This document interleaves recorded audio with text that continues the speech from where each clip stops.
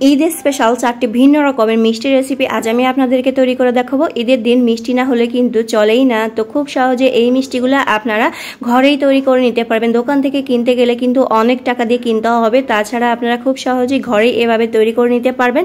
তো প্রথমে আমি আপনাদেরকে ল্যাংচা মিষ্টি তৈরি করে দেখাবো। এই মিষ্টিটা বানাতে খুবই সহজ আর খেতে অনেক বেশি মজার।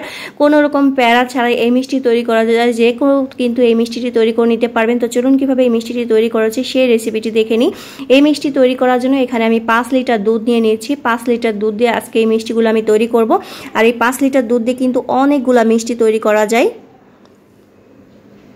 তো এখানে আমি মিল্ক ভিটা যে দুধগুলো পাওয়া যায় সেটাই নিয়েছি। আপনারা যে কোনো দুধ দিয়ে কিন্তু এই মিষ্টিটি তৈরি করে নিতে পারবেন। তো এই যে আমি হাঁড়িতে করে বসিয়ে দিয়েছি। তো এখন এই যে বরফ ছিল কিছুটা দুধ, সেই সহ এখানে দিয়ে দিয়েছি। এখন নেড়ে চেড়ে এটাকে আমি জাল করে নিচ্ছি। আর এই পর্যায়ে কিন্তু একটু নেড়ে দিতে হবে, নিচে যেন লেগে না যায় সেদিকে খেয়াল রাখতে হবে। এখানে আমি টক দই নিয়ে নিয়েছি 1/2 লিটার। তো সেই 1/2 লিটার টক দই খুব ভালো করে ফেটিয়ে এর ভিতরে আমি দিয়ে দিচ্ছি। দিয়ে খুব ভালো করে নেড়ে চেড়ে মিশিয়ে নিচ্ছি। এখন এখানে আমি একটু ভিনেগার দিয়ে দিচ্ছি, 2 টেবিল চামচের মতো ভিনেগার দিয়ে দিলাম। দিয়ে ছানাটা কেটে নিলাম।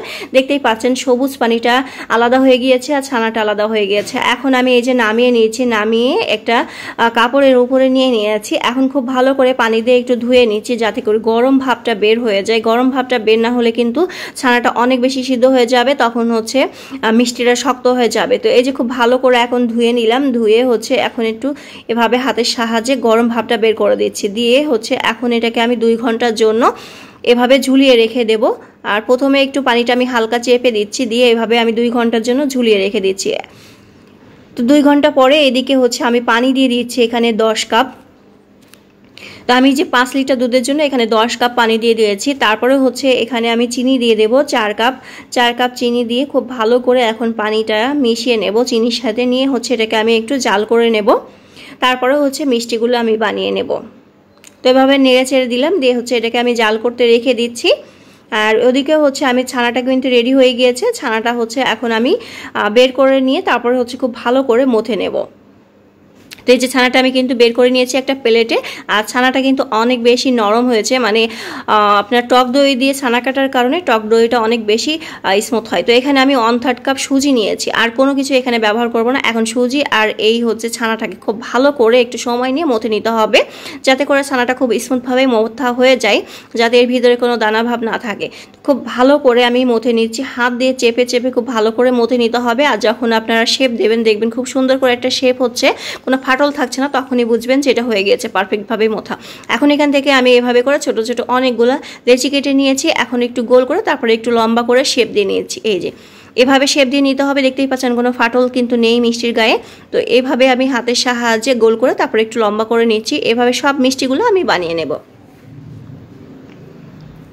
তো এই যে সব মিষ্টিগুলো বানিয়ে নিয়েছি। এখন এক এক করে মিষ্টিগুলো আমি এই শিরার ভিতরে দিয়ে দেবো। আর শিরাটা কিন্তু আমি জাল করেছি। এখন কিন্তু শিরাটা বলক, মানে একদম আস্তে করে দিয়েছি, তাই বলক কিন্তু আসেনি। এই যে এখন কিন্তু বলক চলে এসেছে। আর এখানে 1 টেবিল চামচ ঘি আমি দিয়ে দিলাম, এতে করে খুব সুন্দর একটা ঘ্রাণ বের হবে। এখন 30 মিনিট এটাকে জাল করে নেব। তবে এটাকে ঢাকনা কিন্তু খোলা যাবে না, একটু পরপর এটাকে একটু ঝাঁকি দিয়ে নিতে হবে। তো আমি একটু পরপর হাঁড়িটা ধরে ঝাঁকি দিয়ে নিচ্ছি। আর এই ছিদ্রটা বন্ধ করে দিলাম একটা কাগজ দিয়ে। আর একটু পরপর এভাবে করে আমি এই হাঁড়িটাকে ঝাঁকিয়ে দিচ্ছি।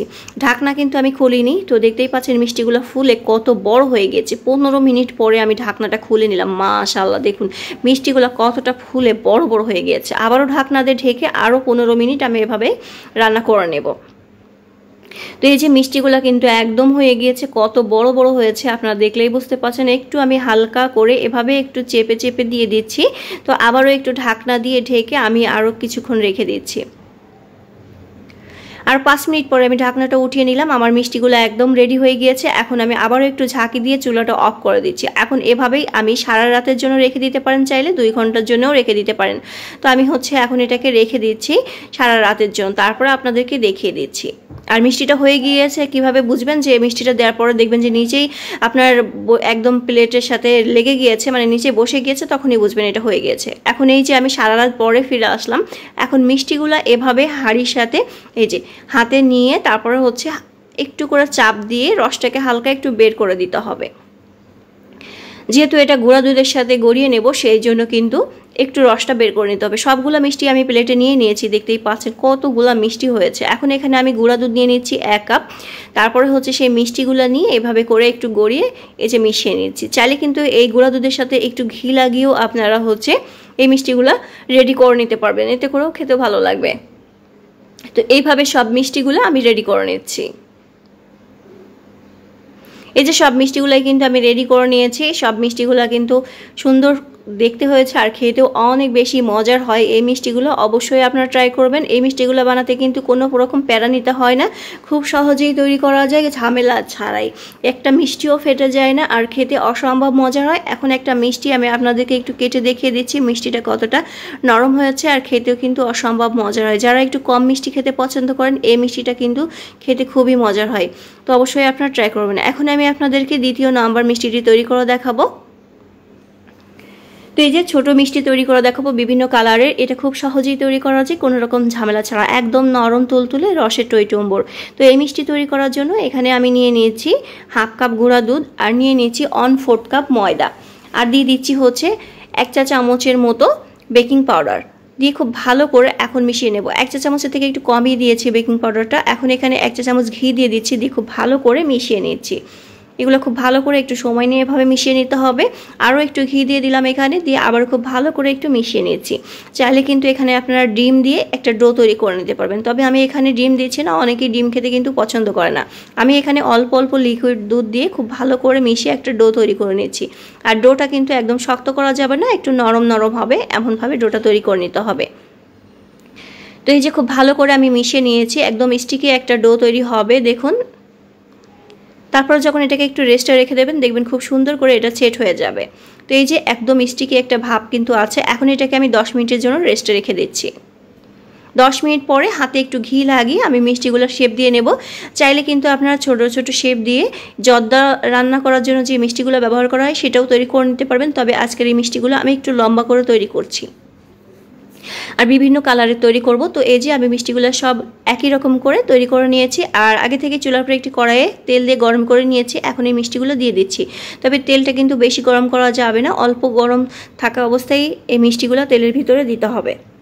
তো এই যে মিষ্টিগুলো আমি দিয়ে নিয়েছি আর প্রথম পর্যায়ে কিন্তু নাড়াচাড়া করা যাবে না, একটু কড়াইয়ের হাতলটা ধরে এভাবে নেড়েচেড়ে দিতে হবে। তো এই যে মিষ্টিগুলো এখন আলতো করে আমি একটু এভাবে করে সমান করে দিচ্ছি। যখন একটু সুন্দর করে মিষ্টিগুলো হয়ে যাবে তখন এটাকে নেড়েচেড়ে দিতে হবে। এই যে এই পর্যায়ে একটু নেড়েচেড়ে দিচ্ছি আর এখান থেকে কয়েকটা মিষ্টি আমি উঠিয়ে নিচ্ছি। যেহেতু বিভিন্ন কালার করব তাই একটু একটু ভেজে ভেজে বেশ কিছুটা করে মিষ্টি আমি এখান থেকে উঠিয়ে নেব।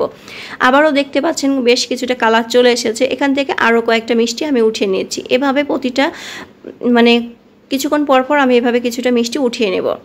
তো আবারও একটু ভেজে নিচ্ছি, ভেজে নিয়ে তারপরে আবারও কিছুটা মিষ্টি এখান থেকে আমি উঠিয়ে নেব। এখন আবারও কিছুটা মিষ্টি এখান থেকে উঠিয়ে নিচ্ছি, তারপরে শেষে মিষ্টিগুলো আবারও কিছুটা উঠিয়ে নিয়ে বাকি কিছুটা রেখে আরও একটু কালো করে নেব। তো এইভাবে সব মিষ্টিগুলোই কিন্তু আমি ভেজে নিয়েছি, দেখতেই পাচ্ছেন। এখন এইগুলোকে আমি একটু ঠান্ডা হওয়ার জন্য রেখে দিচ্ছি। এখন শিরাটা তৈরি করে নেব। এখন এখানে আমি পানি দিয়ে দিচ্ছি 2 কাপ আর দিয়ে দিচ্ছি চিনি 1.25 কাপের মতো। এখন হচ্ছে এটাকে আমি জাল করে নেব। চাইলে কিন্তু এখানে একটা এলাচও দিতে পারেন আপনারা, তো আমি এখানে দিচ্ছি না। এখন এই চিনিটাকে আমি একটু জাল করে নিয়েছি আর এই মিষ্টিটা কিন্তু পুরোপুরি গরম করা যাবে না, মানে বেশি গরম থাকা যাবে না। এখানে সামান্য একটু এলাচি গুঁড়া দিলাম, আমি আস্ত এলাচ দিইনি, চাইলে আপনারা আস্ত এলাচ দিতে পারবেন। আর মিষ্টিগুলো হাতে যখন আপনি ধরে সহ্য করতে পারবেন যে হালকা কুসুম গরম, সেই অবস্থায় মিষ্টিগুলো এর ভিতরে দিয়ে দিতে হবে। মিষ্টিগুলো কিন্তু বেশি গরম থাকে না, তাহলে কিন্তু মিষ্টিগুলো চুপসে যাবে। গরম শিরার ভিতরে কখনো গরম মিষ্টি দিতে যাবেন না। তো এখন ঢাকনাটা আমি আটকে দিলাম আর মুখের ছিদ্রটাও বন্ধ করে দিয়েছি। তারপরে হচ্ছে 5 মিনিট আমি জাল করে নিয়েছি। তারপরে হচ্ছে আবারও আমি চুলাটা অফ করে দিলাম, দিয়ে হচ্ছে এখন এটাকে এভাবেই রেখে দেবো 1 ঘন্টার জন্য। 1 ঘন্টা পরে দেখতে পাচ্ছেন শিরাটা টেনে মিষ্টিগুলো একদম টইটম্বুর হয়ে গেছে। আমি 5 মিনিট মতো কিন্তু জাল করেছি, এর বেশি আর জাল করার দরকার পড়বে না। তো মিষ্টিগুলো কতটা নরম তুলতুলে রসে টইটম্বুর হয়েছে দেখলেই বুঝতে পাচ্ছেন। এখন হচ্ছে আমি আপনাদেরকে সন্দেশ তৈরি করে দেখাবো। আর এমন সন্দেশ মানে আপনারা যদি বাজার থেকে কিনতে যান, দোকান থেকে অনেক চড়া দামে কিন্তু কিনতে হয়, তো খুব সহজেই এমন মিষ্টি আপনারা ঘরেই তৈরি করে নিতে পারবেন। আমি এখানে 1 কাপ চিনি দিয়ে দিলাম আর একটু পানি দিয়ে খুব ভালো করে মিশিয়ে নিচ্ছি। 1/2 কাপ পানি দিয়েছি আর 1 কাপ চিনি দিয়ে একটা শিরা তৈরি করে নিলাম। একটু ঘন করে নিয়েছি, অনেকখানি কমিয়ে নিয়েছি, মানে একতারের মতো একটা ভাপ আসবে, তখনই বুঝতে পারবেন এটা পারফেক্টভাবে হয়ে গিয়েছে। এখন এর ভিতরে আমি গুঁড়া দুধ দিয়ে দিচ্ছি 1/2 কাপ, আর 1/2 কাপ ময়দা দিয়ে খুব ভালো করে এটাকে মিশিয়ে নিচ্ছি। তারপরে হচ্ছে এখন এখানে আমি ঘি দিয়ে দিচ্ছি, দিয়ে খুব ভালো করে মিশিয়ে নেব। ঘিটা একটু পরপর আপনারা দেবেন, যতটুকু প্রয়োজন লাগবে ততটুকু করে একটু পরপর আবার দিয়ে নেবেন। তো দেখতেই পাচ্ছেন এটা অনেক বেশি ঘন হয়ে গিয়েছে। এই পর্যায়ে এটাকে নামিয়ে নিচ্ছি, কারণ এটা ঠান্ডা হওয়ার পরে আরও কিছুটা আটালো বা ঘন মানে টাইট হয়ে যাবে। এখন এখানে একটু ঘি লাগিয়ে এই যে এটাকে খুব ভালো করে মথে নিচ্ছি। একটু ঘি দিয়ে এই ডোটাকে কিন্তু খুব ভালো করে মথে নিতে হবে। এখন এখান থেকে আমি কয়েকটা ভাগে ভাগ করে নেব, নিয়ে হচ্ছে যে করা মিষ্টি বানাবো সেই মানে কালার মেশাবো সেই করা ভাগ আমি এখান থেকে করে নিচ্ছি। সমান ভাগে সবগুলো আমি ভাগ করে নিলাম। এখন এক একটা করে আমি এখানে কালারগুলো মিশিয়ে নিচ্ছি। আপনারা যে কোনো কালার কিন্তু এখানে করতে পারবেন, একটু হলুদ কালার, তারপর একটু নীল কালার, যে কোনো কালার আপনারা করে নিতে পারবেন। একটু নীল কালার দিয়ে দিয়েছি, এখানে হচ্ছে আমি পার্পল কালার দিয়ে দিয়েছি, তারপরে হচ্ছে লাল কালার, সবুজ কালার, সব কালার কিন্তু দিয়ে নিয়েছি, কমলা কালার। তো এখানে আমি এগুলো করে সবগুলো এভাবে একটু লম্বা করে শেপ দিয়ে নিচ্ছি। তো এই যে সবগুলো আমি এভাবে করে একটু শেপ দিয়ে নিয়েছি। এখন যেটা করব, সাদা একটা অংশ রেখেছিলাম সেটা আমি এখন একটা পেপারের উপরে নিয়ে তারপরে হচ্ছে এর উপরে এটাকে আমি বেলে নেব। এভাবে চেপে চেপে একটু বেলে নিতে হবে। এমনি বেলতে গেলে দেখবেন যে হচ্ছে এটা একটু বাঁকাতাড়া হয়ে যাবে বা ঠিকমতো বেলতে পারবেন না, তাই এরকম একটা কাগজের উপরে বা পলিথিনের উপরে নিয়ে আপনারা বেলে নেবেন। তারপরে হচ্ছে হলুদ অংশটা দিয়ে এভাবে করে এটাকে ফোল্ড করে দিচ্ছি একটু, তারপর আরেকটা দিচ্ছি, দিয়ে আবার এভাবে একটু ফোল্ড করে দিলাম, দিয়ে আরও একটা দিচ্ছি, দিয়ে এভাবে করে ফোল্ড করে দিলাম। সবগুলো দেখতেই পাচ্ছেন। এখন হচ্ছে এটাকে এক সাইডে রেখে দিচ্ছি, তারপরে লাল একটা রেখেছিলাম সেটাও এভাবে করে বেলে নিচ্ছি, তারপরে এটাকেও এভাবে করে আমি কেটে এটাকেও এভাবে ফোল্ড করে দিচ্ছি। তারপরে এটাকে এক সাইডে রেখে দিচ্ছি, তারপরে আবারও আমি এই যে সবুজটাও বেলে নিয়ে ঠিক একইভাবে এটাকেও ফোল্ড করে দিলাম। সবগুলো একই রকম করে দিয়েছি। র্যাপিং পেপার দিলেই কিন্তু এগুলোকে সুন্দর করে মুড়িয়ে নিয়েছি, নিয়ে হচ্ছে এখন এটাকে আমি ফ্রিজে রেখে দেবো 2 ঘন্টার জন্য। তারপরে হচ্ছে এটাকে কেটে আপনাদেরকে দেখিয়ে দিচ্ছি। 2 ঘন্টা পরে আমি ফ্রিজ থেকে বের করে নিলাম, আর এই যে পেপার থেকে খুলে নিয়েছি, এখন এভাবে করে কেটে নিয়েছি। চাইলে আপনারা আরও বড় বড় করতে পারবেন, আমি একটু ছোটো সাইজ করেছি। দেখতেই পাচ্ছেন খুব সহজেই কিন্তু এটা কেটে নেওয়া যাচ্ছে, আর খেতে কিন্তু অনেক মজার। অবশ্যই আপনারা ট্রাই করবেন ঈদের দিন। এভাবে মিষ্টি বানালে বাসার সবাই কিন্তু খুবই পছন্দ করবে। খুব সহজেই তৈরি করা যায়। আশা করি ভালো লেগেছে। যদি ভালো লেগে থাকে অবশ্যই একটা লাইক দিতে ভুলবেন, আর ফ্যামিলি অ্যান্ড ফ্রেন্ডের সাথে অবশ্যই শেয়ার করবেন। ঈদের দিন নাস্তার টেবিলে যদি এমন রসালো স্পঞ্জ মিষ্টি থাকে তাহলে সবার চোখ আগেই পড়বে নাস্তার টেবিলে। আর ঈদের দিন মিষ্টি না হলে কিন্তু চলেই না। তো আপনারা খুব সহজেই পারফেক্ট স্পঞ্জ রসগোল্লা তৈরি করে নিতে পারবেন কোনো রকম ঝামেলা ছাড়াই। রসের টইটুম্বুর মুখে দিলেই জাস্ট ওয়াও। তো চলুন কিভাবে তৈরি করেছি সেই রেসিপিটি দেখে নিই। এই মিষ্টি তৈরি করার জন্য এখানে আমি 2 কেজি দুধের ছানা নিয়ে নিয়েছি, আর ছানাটা আমি যেভাবে কেটেছি 2 কেজি দুধ, আপনার টক দই 1 কাপ দিয়ে ছানা কেটে নিয়েছি। টক দই দিয়ে ছানা কাটলে এই ছানার পরিমাণটাও বেশি হয়, আর ছানাটা অনেক বেশি সফট হয়, মিষ্টিটা অনেক বেশি পারফেক্ট হয়। তো এখন ছানাটা তারপরে আমি 2 ঘন্টা ঝুলিয়ে রেখেছিলাম, পানিটা ঝরে গেলে খুব ভালো করে এই যে এখন মথে নিয়েছি। এখানে কিন্তু আমি আর কোনো কিছুই মেশাবো না, ছানাটাকে জাস্ট খুব ভালো করে একটু সময় নিয়ে মথে নিতে হবে, যাতে করে ছানার ভিতরে কোনো দলাভাব না থাকে। তারপরে যখন ছানাটা আপনার খুব ভালো করে মথে নেওয়া হয়ে যাবে, আমি 2 থেকে 3 মিনিট খুব ভালো করে মথে নিয়েছি। তারপরে কয়েকটা ভাগে লেচি কেটে নিয়েছি। 2 কেজি দুধের ছানাতে কিন্তু অনেকগুলা মিষ্টি হয়, তো এইভাবে আমি ছোট ছোট করে কেটে নিয়েছি। তো এভাবে করে গোল গোল করলে মিষ্টিগুলোও কিন্তু অনেক বেশি বড় বড় হয়ে যাবে। আর খেয়াল রাখবেন ছানাটা যেন একদমই স্মুথ হয়, কোনো ফাটল যেন না থাকে। তো দেখতেই পাচ্ছেন মিষ্টিগুলো একদম স্মুথ হয়েছে, একটু ফাটল নেই গায়ে। চেষ্টা করবেন ফাটল যেন না থাকে। ছানাটা খুব ভালো করে মথে নিতে হবে।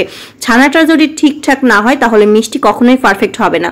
আর আগে থেকে এখানে আমি 4 কাপ পানি দিয়ে তারপর হচ্ছে 1.5 কাপ চিনি দিয়েছি, দিয়ে খুব ভালো করে মিশিয়ে ফুটিয়ে নিয়েছি। তো এখন এর ভিতরে আমি মিষ্টিগুলো দিয়ে দিচ্ছি। ফুটান্ত গরম পানিতেই মিষ্টিগুলো দিয়ে দিতে হবে।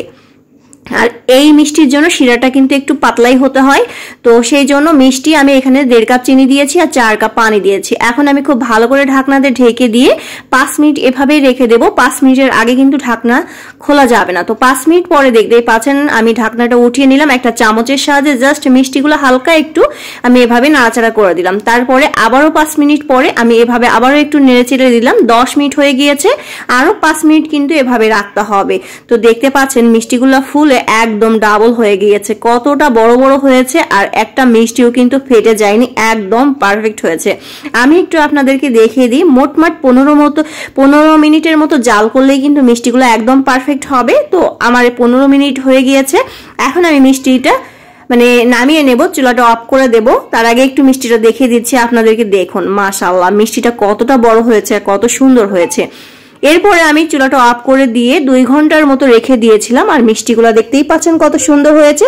এখন আমি এই যে বাটিতে উঠিয়ে নিচ্ছি, দেখতে পাচ্ছেন মিষ্টিগুলো কতটা বড় বড় আর কতটা সুন্দর হয়েছে, একটা মিষ্টিও কিন্তু ফেটে যায়নি। আর এই মিষ্টিটা খেতে এত এত মজার হয়েছে বলার বাহিরে। অবশ্যই আপনারা একবার হলেও ট্রাই করে দেখবেন। ঈদের দিন মিষ্টি না হলে কিন্তু চলেই না, তো একবার হলেও এই স্পঞ্জ মিষ্টি তৈরি করবেন, খেতে কিন্তু অসম্ভব মজা। আর এই রেসিপিটি কেমন লেগেছে অবশ্যই কমেন্ট করে জানাবেন। আর সব থেকে যে জিনিসটা খেয়াল রাখতে হবে, এই মিষ্টির শিরাটা কিন্তু একদম পাতলা হবে, ঘন হলে কিন্তু মিষ্টিটা শক্ত হয়ে যাবে, খেতে ভালো লাগবে না। তো এই যে তৈরি হয়ে গেল দারুণ মজার স্পঞ্জ মিষ্টি, অবশ্যই ট্রাই করবেন। আর কেমন লেগেছে অবশ্যই কমেন্ট করে জানাবেন।